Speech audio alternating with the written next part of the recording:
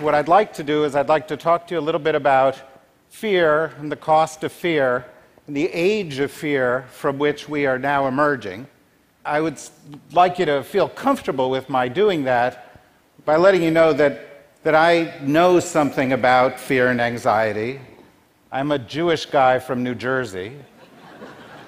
I could worry before I could walk. Yeah, please applaud that. Thank you. But I also grew up in a time where there was something to fear.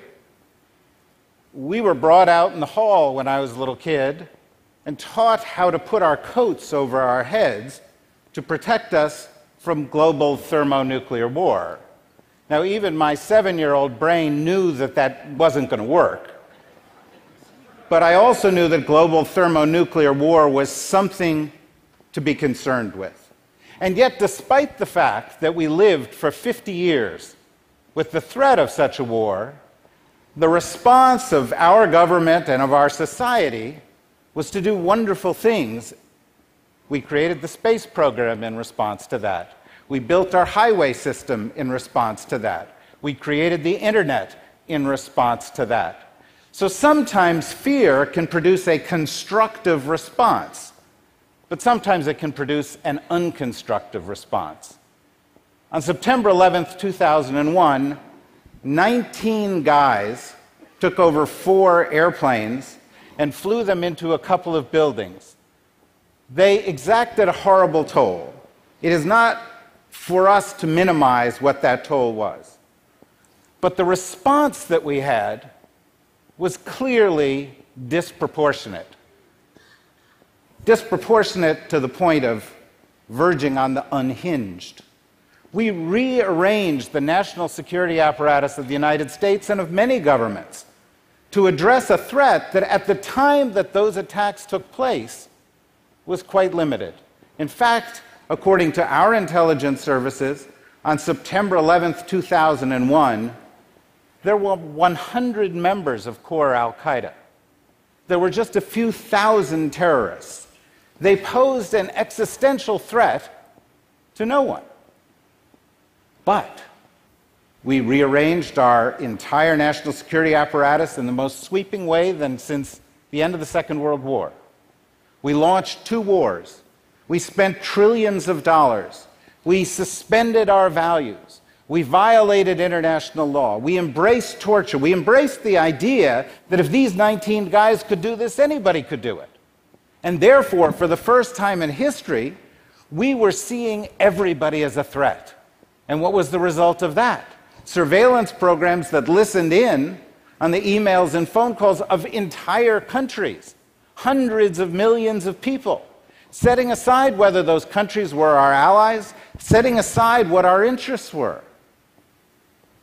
I would argue that 15 years later, since today there are more terrorists, more terrorist attacks, more terrorist casualties, this by the count of the US State Department, since today the region from which those attacks emanate is more unstable than at any time in its history, since the flood, perhaps, we have not succeeded in our response. Now, you have to ask, where did we go wrong? What did we do? What was the mistake that was made? And you might say, well, look, Washington is a dysfunctional place. There's political food fights. We've turned our discourse into a cage match. And that's true. But there are bigger problems, believe it or not, than that dysfunction, even though I would argue that dysfunction that makes it impossible to get anything done in the richest and most powerful country in the world is far more dangerous than anything that a group like ISIS could do, because it stops us in our tracks and it keeps us from progress. But there were other problems. And the other problems came from the fact that in Washington and in many capitals right now, we're in a creativity crisis. In Washington, in think tanks where people are supposed to be thinking of new ideas, you don't get bold new ideas, because if you offer up a bold new idea, not only are you attacked on Twitter, but you will not get confirmed in a government job, because we are reactive to the heightened venom of the political debate, You get governments that have an us versus them mentality, tiny groups of people making decisions. When you sit in a room with a small group of people making decisions, what do you get? You get groupthink.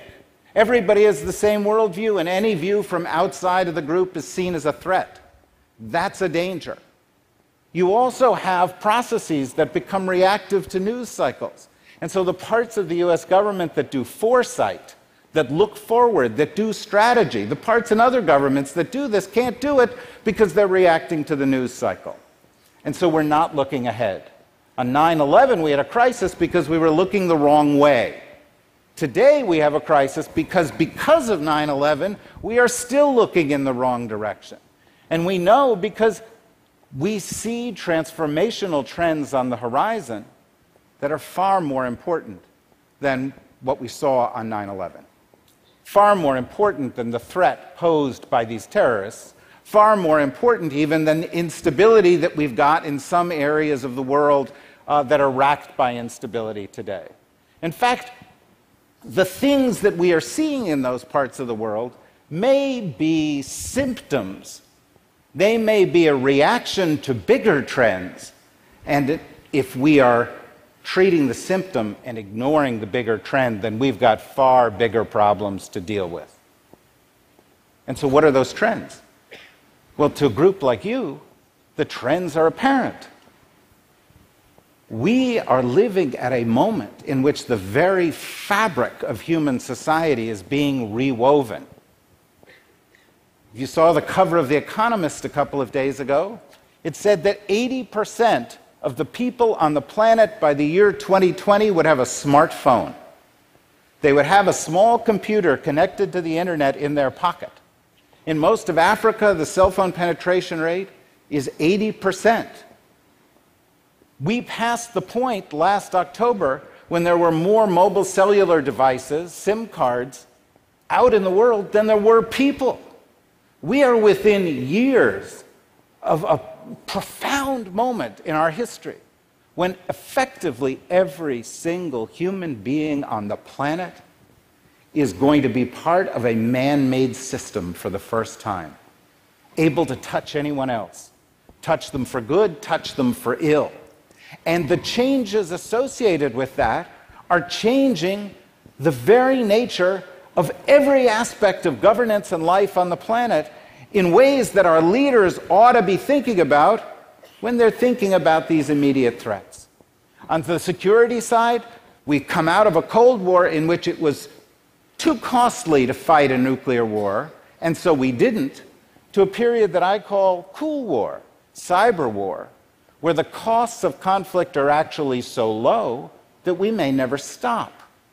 We may enter a period of constant warfare. And we know this because we've been in it for several years, and yet we don't have the basic doctrines to guide us in this regard. We don't have the basic ideas formulated. If someone attacks us with a cyber attack, do we have the ability to respond with a kinetic attack? We don't know. If somebody launches a cyber attack, how do we deter them? When China launched a series of cyber attacks, what did the US government do? It said, we're gonna indict a few of these Chinese guys who are never coming to America.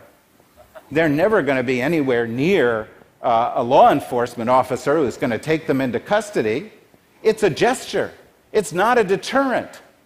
Special forces operators out there in the field today discover that small groups of insurgents with cell phones have access to satellite imagery that once only superpowers had.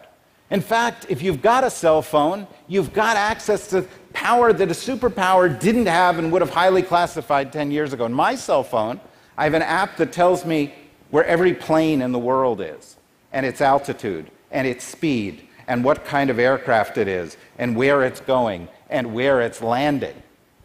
They have apps that allow them to know what their adversary is about to do. They're using these tools in new ways. When a cafe in Sydney was taken over by a terrorist, he went in with a rifle and an iPad. And the weapon was the iPad. Because he captured people, he terrorized them, he pointed the iPad at them, and then he took the video and he put it on the net, and he took over the world's media. But it doesn't just affect the security side. The relations between great powers, we thought we were past the bipolar era. We thought we were in a unipolar world where all the big issues were resolved. Remember, it was the end of history. But we're not. We're now seeing that our basic assumptions about the internet, that it was going to connect us, weave society together, are not necessarily true. In countries like China, you have the Great Firewall of China. You've got countries saying, no, if the internet happens within our borders, we control it within our borders. We control the content. We are going to control our security. We are going to manage that internet. We're going to say what can be on it. We're going to set a different set of rules. Now, you might think, well, that's just China. But it's not just China. It's China, India, Russia. It's Saudi Arabia. It's Singapore. It's Brazil. After the NSA scandal, the Russians, the Chinese, the Indians, the Brazilians, they said, let's create a new internet backbone because we can't be dependent on this other one. And so all of a sudden, what do you have? You have a new bipolar world in which cyber internationalism, our belief, is challenged by cyber nationalism, another belief. We are seeing these changes everywhere we look. We are seeing the advent of mobile money. It's happening in the places you wouldn't expect. It's happening in Kenya and Tanzania, where millions of people who haven't had access to financial services now conduct all those services on their phones.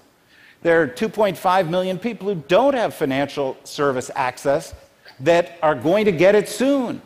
1 billion of them are going to have the ability to access it on their cell phone soon. It's not just going to give them the ability to bank. It's going to change what monetary policy is. It's going to change what money is. Education is changing in the same way. Healthcare is changing in the same way. How government services are delivered are changing in the same way. And yet, in Washington, we are debating whether to call the terrorist group that has taken over Syria and Iraq ISIS or ISIL or Islamic State. We are trying to determine how much we want to give in a negotiation with the Iranians on a nuclear deal, which deals with the technologies of 50 years ago, when in fact we know that the Iranians right now are engaged in a cyber war with us, and we are ignoring it, partially because businesses are not willing to talk about the attacks that are being waged on them. And that gets us to another breakdown that's crucial, and another breakdown that couldn't be more important in a group like this. Because the growth of America and real American national security and all the things that drove progress, even during the Cold War, was a public-private partnership between science, technology, and government that began when Thomas Jefferson sat alone in his laboratory inventing new things. But it was canals and railroads and telegraph. It was radar and the internet. It was Tang the breakfast drink. Probably not the most important of those developments. But what you had was a partnership and a dialogue, and the dialogue has broken down. It's broken down because in Washington, less government is considered more. It's broken down because there's, believe it or not, in Washington, a war on science, despite the fact that in all of human history, every time anyone has waged a war on science, science has won.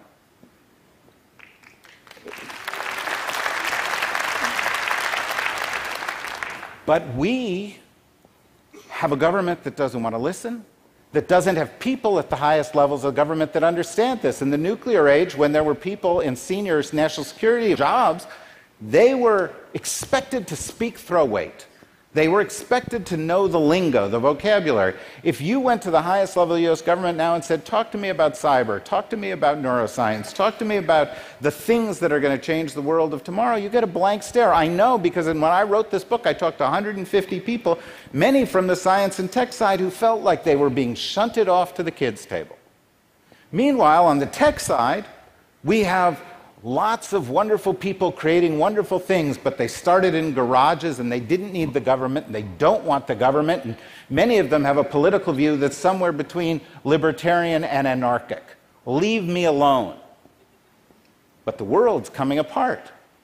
All of a sudden, there's going to be massive regulatory changes and massive issues associated with conflict and massive issues associated with security and privacy. And we haven't even gotten to the next set of issues, which are philosophical issues. If you can't vote, if you can't have a job, if you can't bank, if you can't get health care, if you can't be educated without internet access, is internet access a fundamental right that should be written into constitutions? If internet access is a fundamental right, is electricity access for the 1.2 billion who don't have access to electricity a fundamental right? These are fundamental issues. Where are the philosophers? Where's the dialogue? And that brings me to the reason that I'm here. I live in Washington. Pity me. The dialogue isn't happening there. These big issues that will change the world, change national security, change economics, create hope, create threats, can only be resolved when you bring together groups of people who understand science and technology back together with governments. Both sides need each other. And until we recreate that connection, until we do what helped America grow and helped other countries grow, then we are going to grow ever more vulnerable. The risks associated with 9/11 will not be measured in terms of lives lost by terror attacks, or buildings destroyed, or trillions of dollars spent. They'll be measured in terms of the cost of our distraction from critical issues and our inability to get together, scientists, technologists, government leaders, at a moment of transformation akin to the beginning of the Renaissance, akin to the beginning of the major transformational eras that have happened on Earth, and start coming up with, if not the right answers, then at least the right questions. We are not there yet, but discussions like this and groups like you are the places where those questions can be formulated and posed. And that's why I believe that groups like TED, discussions like this around the planet, are the place where the future of foreign policy, of economic policy, of social policy, of philosophy will ultimately take place. And that's why it's been a pleasure speaking to you. Thank you very, very much.